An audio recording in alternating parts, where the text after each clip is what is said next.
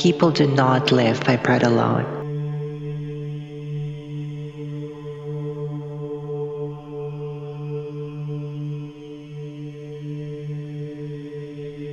People also live by purpose.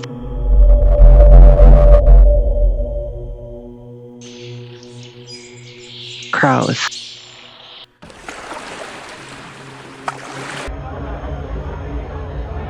Achievements.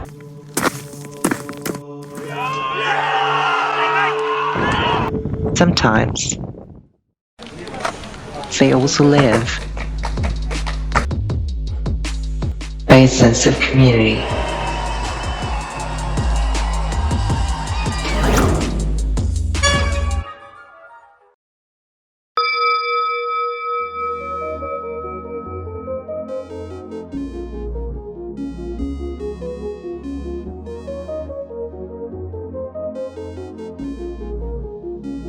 Being in HR for almost a decade now, I learned that people always have something negative to say of their role. As a profession, it is easy to see how the hard no's or the negative news come from this department. I'm sorry, hon. After further review, the management has decided to disapprove your request.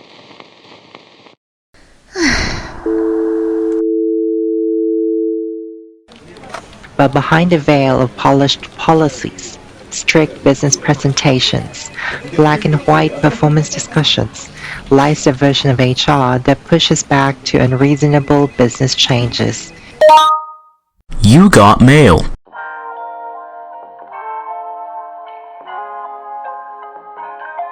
That negotiates conditions for employee welfare, that argues the frustrations felt by the front lines to the people high above the organizational chain. All of this while keeping a straight face in front of the rest of the staff in the house. The constant pulling and tugging can leave you stranded in the middle. You can't make the mistake of oversharing, or you risk causing alarm, or ringing the favoritism bell. You can't make the mistake of being too close to either, or you risk being profiled as untouchable, losing your influence. It is a never-ending balancing act between the clashing direction of the business and the humans at the back of the very business. As a role, it is strategic, but as a human being, it can be isolating.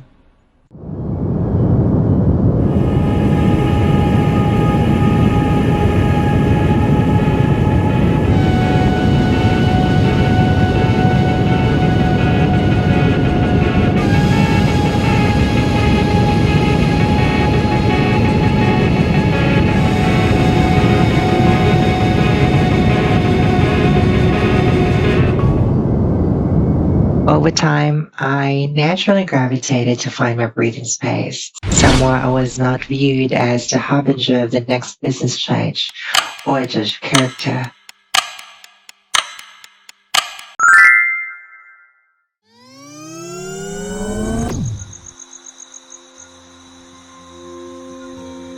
Somewhere I could be just me.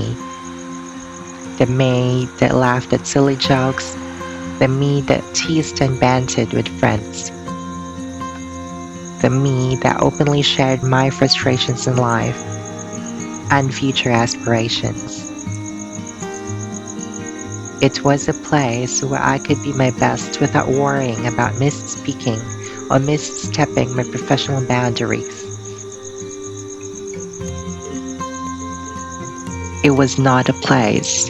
It was a congregation called a support group, or as we called each other, the work mothers.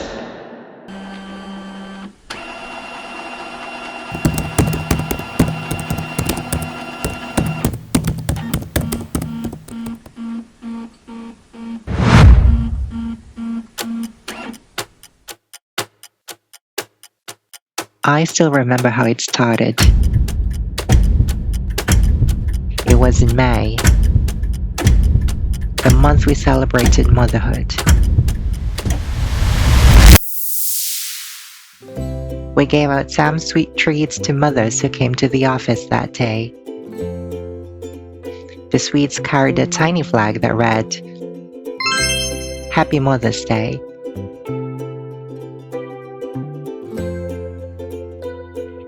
It was a moment of warm recognition and visibility. After all, people do not live by their salaries only. People also live by being seen, by being accepted, by being celebrated, and by being in a community that fosters all those. If you define mothers in the traditional sense of giving birth to a human baby, I'd probably be too far away from the list. So would many other souls from the support group. But with a few pieces of sweets that remained at the end of that day, we declared ourselves mothers.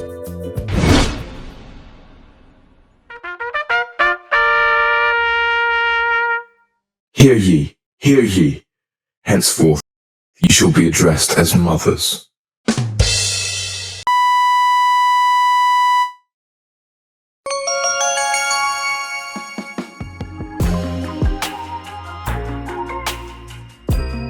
I, being the mother of the local business team, my friends from admin became the mothers of reception and office affairs.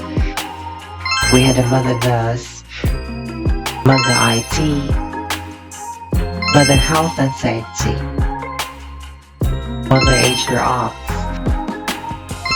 mother payroll, and so on. We just gave birth to the largest conglomerate of motherhood in the workplace. At first, it was just a thing that we said to address each other. Hi, Mother. Hi, Mother. Hi, Mother. Hi, Mother. Hi, Mother. Eventually, it grew to be the glue that bound us closer with each other. The Monday lunch became an exciting Tuesday of shared meals over funny stories. The irritating printer problems turned out to be an informal catch-up session by the stationery corner. The scary blood pressure monitoring routine turned to be a funny pocket of time where unguarded teasing and laughing were possible. It became a movement, a community of joint health planning, meal prep, and even watching shows together at lunch break. It became a community where discussions of one's past heartbreaks and recent engagement rings were framed as the hallmark of each 15 to 30 to 60-minute break time. I still vividly recall how much I laughed listening to another mother's love story from the Middle East, or how we filled a lunch hour watching high school throwback videos, or how we feasted on fried chicken wings, sometimes glass noodles, depending on who was being especially generous that day. I remember how we talked about financial stability, of our non-negotiables in relationships, of buying a house, or of achieving work-life balance. Truly, it was far more memorable than any therapy session would.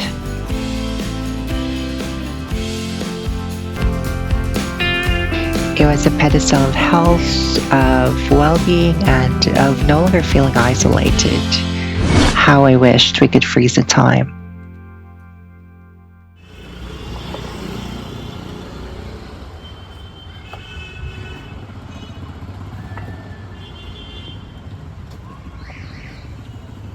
Eventually, in stealth and volunteers, the universe shook its invisible hands again. This time in goodbyes. Just as it did with our introductions. Little by little, the members of the Work Mothers group tapered off as the time together reached its peak, and the time to move forward juxtaposed itself against a relative peace of familiarity and togetherness. As one by one we spread our wings and ready to leave the nest, the very last duty of the remaining work mothers came to view. The duty to a decent send-off.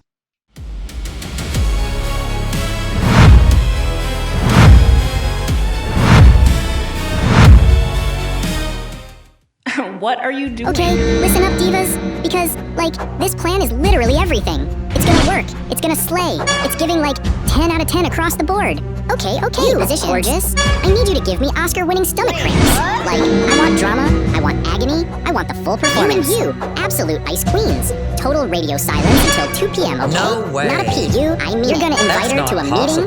Make it sound like super professional and very we need to talk. And you two, oh my god, you're the gossip girls. Keep those secret invites on the DL, or I swear I'll actually hear it. Oh, honey, we're going for the jugular.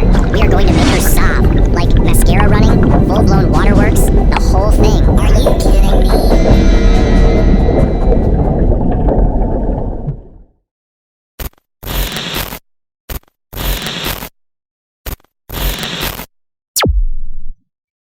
I left the organization without much fuss or grandiose, but the remaining work mothers ensured that it was fire on the day that I returned my ID card.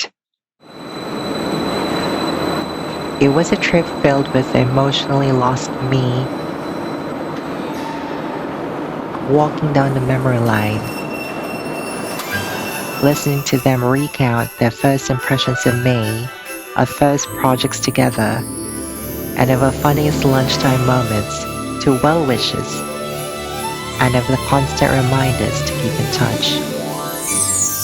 They gave me the usual cake and flowers, sealed in a magical surprise.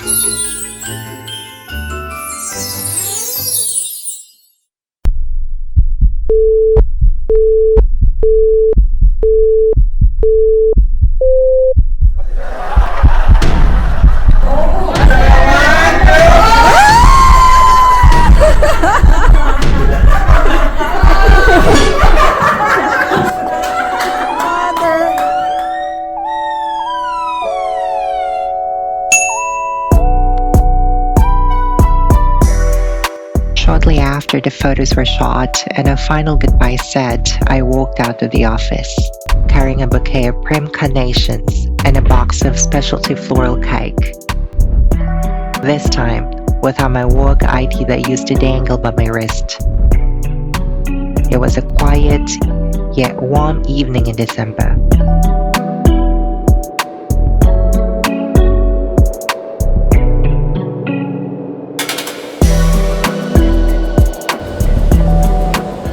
The elevator door pinned shut behind me, as if jointly sending me off in a manner most nonchalant.